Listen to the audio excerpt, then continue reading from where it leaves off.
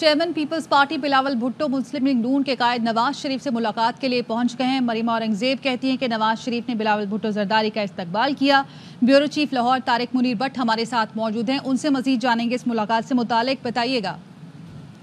جی بالکل، جو چیئرمین بلاول زرداری بھٹو جو ہیں اس وقت مسلم لیگ نون کے صدر نواز شریف کے پاس پہنچ چکے ہیں، اور جو ہے سیکرٹری انفارمیشن پاکستان مسلم لیگ نون کی مریم نواز کے مطابق وہ اہم ملاقات اس وقت جاری ہے، اور ملاقات میں اس ملک کے موجودہ حالات کے اوپر بھی اپنا بات چیت ہوگی، اور اس کے علاوہ جو آئندہ ہونے والی آئینی ترمیم کے حوالے سے بھی جو ہے ڈسکشن ہوگی میاں نواز شریف کے بارے میں کے ساتھ، اور ملک کے جو دوسرے مجموعی طور پر درپیش مسائل ہیں ان کے مسئلے میں بات چیت ہوگی، اور اس وقت ملاقات جاری ہے اور میاں نواز شریف نے ان کا استقبال کیا ہے، اور دونوں رہنماؤں کے درمیان ملاقات جاری ہے، اور تھوڑی دیر بعد اس وہ ملاقات ختم ہوگی۔ جی ٹھیک ہے، بہت شکریہ آپ کا اپڈیٹ کرنے کے لیے۔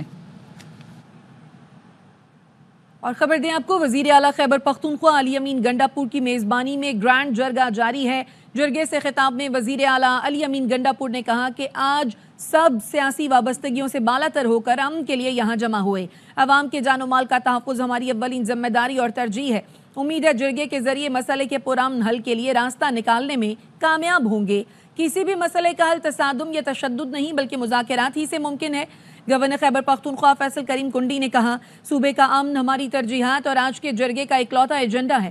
جرگے کے انعقاد پر صوبائی حکومت کا شکر گزار ہوں۔ سیاسی اختلافات موجود ہیں مگر صوبے کا امن، عوام کی خوشحالی ترجیحات ہیں۔ مذاکراتی تمام مسائل کا حل ہیں۔ جو لوگ آئین اور قانون کو تسلیم کرتے ہیں ان سے مذاکرات کرنے چاہیے۔ ہمیں آج اس مسئلے کا حل نکالنا ہوگا۔ امن کی صورتحال ابتر ہے، متعدد علاقے آج بھی نو گو ایریاز ہیں۔ ہم سب کو متحد ہو کر صوبے کو امن دینا ہوگا۔ وزیر خزانہ محمد اورنگزیب نے ٹیکس چوروں کے خلاف اعلان جنگ کر دیا، کہا کہ کچھ بھی ہو جائے ٹیکس چوری اور فراڈ کی روک تھام کریں گے۔ پاکستان میں سالانہ ٹیکس چوری 7,000 ارب کے آس پاس ہے۔ Today's discussion is all about war on tax fraud. یہ ایک بڑا ضروری ہے۔ This is not an emotional discussion to ensure کہ ہم اس لیکیج کو پلگ کر سکیں، بوجھ کو آگے ایک طریقے سے لے کر جانا ہے۔ One side balancing the tax to GDP ratio تاکہ ہم اس کو 13-13.5% پہ لے جا سکیں، sustainable country بن سکیں۔ We get into a tax regime which is equitable, which is fair. Overall جو evasion ہے یا لیکیج ہے close to 7 trillion rupees. 50% of that is sales tax evasion. 3 lakh companies registered ہیں for sales tax. The next category which is around the tax frauds. یہ وہ companies ہیں جو high ratio of input tax claim کرتی ہیں تاکہ جو tax payment ہے اس کو ریڈیوس کیا جا سکے، اس کو mitigate کیا جا سکے، اس کو suppress کیا جا سکے۔ 5 sectors کو رکھ رہے ہیں، اس میں اسٹیل ہے، سیمنٹ ہے، بیٹری، بیوریجز، ٹیکسٹائل۔ اسٹیل میں اب یہ 33 businesses, they represent roughly 50% of total reported sales. And then if you see companies which are in the red zone, 18 جو 16 سے 20% کی بات کرتی ہیں، 2 جو 21 سے 25% پہ اس کو لے کے جا رہی ہیں۔ ہم نے جو تخمینہ لگایا ہے وہ تقریباً 29 بلین کا ہے۔ یہ وہ جو پیسہ ہے جو ایکسچیکر میں آنا چاہیے، جو ٹریجری میں آنا چاہیے، جو نہیں آیا۔ ایک کمپنی جو ہے کمپنی ABC جس کا ٹرن اوور 50 بلین، these are big business, these are not small business, کہ ہم اس انفورسمنٹ کی طرف جائیں۔ This kind of leakage simply cannot afford. As a country, our hand has been forced. حکومت نے آئی پی پی سے معاہدے ختم کرنے کا آغاز کر دیا۔ وزیر اعظم شہباز شریف کابینہ اجلاس سے خطاب میں کہتے ہیں پہلے مرحلے میں 5 آئی پی پیز کے ساتھ بجلی خریدنے کے معاہدے ختم کر رہے ہیں۔ 5 آئی پی پیز نے قومی مفاد کو ترجیح دیتے ہوئے ذاتی مفاد کو قربان کیا۔ عالمی بینک کا کہنا ہے پاکستان میں غربت کی شرح میں اضافہ ہوا ہے۔ غربت کی شرح 40.2% سے بڑھ کر 2024 میں 40.5% ہو گئی۔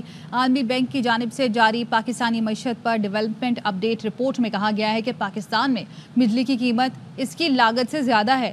بجلی کی 20% سبسڈی عوام سے وصول کی جا رہی ہے۔ پاکستان میں موجودہ معاشی ترقی کی شرح غربت میں کمی کی صلاحیت نہیں رکھتی۔ آبادی بڑھنے کی شرح بھی معاشی ترقی کی شرح سے زیادہ ہے۔ رواں مالی سال کے دوران پاکستان کی GDP گروتھ 2.8%، کرنٹ اکاؤنٹ خسارہ GDP کا 0.6%، مالیاتی خسارہ GDP کا 7.6% اور ملکی قرضوں کا حجم GDP کا 73.7% رہ سکتا ہے۔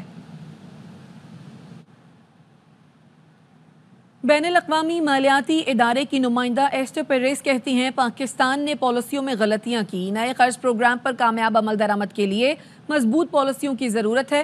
اسلام آباد میں تقریب سے خطاب میں ایسٹر پیریس کا کہنا تھا پاکستان کی معاشی استحکام کی صورتحال بتدریج بہتر ہو رہی ہے، پالیسی سازی پر اعتماد، معاشی ترقی اور افراط زر میں نمایاں کمی آ رہی ہے۔ 2023 سے معاشی حالات میں استحکام کے لیے کوششیں قابل ستائش ہیں۔ 2023 کے اسٹینڈ بائی ارینجمنٹ نے اقتصادی استحکام کے عزم کو مضبوط کیا، اسٹیٹ بینک پالیسی ریٹ میں کمی کا مثبت اثر ہوا، قرضہ جات کی حوصلہ افزائی اور مالیاتی استحکام کے لیے مضبوط حکمت عملی تیار کرنا ہوگی۔ حکومت کی قیمتوں پر کنٹرول ختم کرنا اور تجارتی نرخوں کی اصلاح ترجیحات ہیں۔ مہنگائی میں نمایاں کمی اور ذخائر میں اضافہ ہوا ہے۔ توانائی کے شعبے میں قیمتوں کی اصلاحات کے ساتھ معاشی ترقی کو آگے بڑھایا جائے گا۔ آپ کو اپڈیٹ کر رہے ہیں بین الاقوامی مالیاتی ادارے کی نمائندہ ایسٹر پیریس کہتی ہیں پاکستان نے پالیسیوں میں غلطیاں کی ہیں۔ اور بات ہو جائے کراچی کے موسم کی تو کراچی کا موسم ابر آلود ہے، کہیں بارش، کہیں گرمی، کہیں مٹی کا طوفان۔ کراچی کے بعض علاقوں میں تیز ہواؤں کے جھکڑ چلے ہیں، مٹی کا طوفان آیا ہے اور مٹی کے طوفان کے باعث متعدد علاقوں میں حد نگاہ میں کمی بھی دیکھی گئی، جبکہ بعض علاقے ایسے ہیں جہاں پر ہلکی بارش ہوئی اور کہیں تیز بارش بھی دیکھنے میں آ رہی ہے۔ سچل، سکیم 33، گلشن حدید، شاہ لطیف ٹاؤن اور رزاق آباد میں بارش ہوئی ہے۔ سرجانی ٹاؤن، ناظم آباد، نارتھ ناظم آباد، گلشن اقبال میں مٹی کا طوفان آیا اور بارش کے یہ مناظر بھی آپ دیکھ رہے ہیں۔ اور گرمی تھی کئی دنوں سے کراچی میں، لیکن آج موسم ابر آلود تھا اور اب برسات ہو رہی ہے۔ اس کے ساتھ ہی نیوز بلیٹن سے فی الوقت اتنا ہی۔ دیکھتے رہیے ARY نیوز۔